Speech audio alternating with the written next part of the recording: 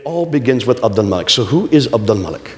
He was the caliph from 685 to 705. He is the one that is known as the great Arab reformer. He takes and creates an identity for Arabs. And what do you do when you try to create an identity for Arabs? Remember, they had already taken over Basra, Baghdad, Damascus, Jerusalem, and Cairo, these cities that are all over the Levant. They had now taken over all of North Africa, gone all the way to India in the east and Spain in the west. This they did by the end of the 7th century. But all their traditions were dependent on Judeo-Christian prophets. All their traditions come in the line of Isaac, and they're not from that line. They needed a prophet who comes from Ishmael. So what do? You create a prophet. And you redact it back to the man who started the conquest. And we know that Muhammad is historical. He is the one that begins the conquests. He dies in 632. But if he's a prophet, he has to have a book. Now, Hatun, when was he born? He was born 570. So he was born in 570.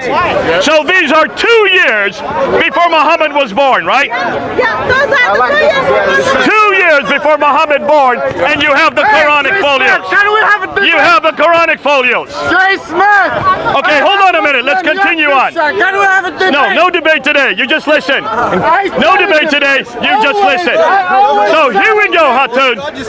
You have now 4 pages of the Quran that are dated 2 years before Muhammad is born.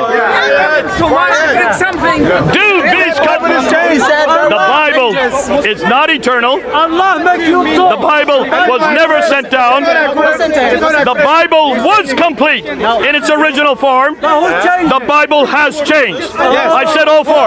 But that, of course, seems to be, here we are drowning in more information at our fingertips than humanity has ever had. And where is true knowledge and true wisdom? My people perish for a lack of knowledge.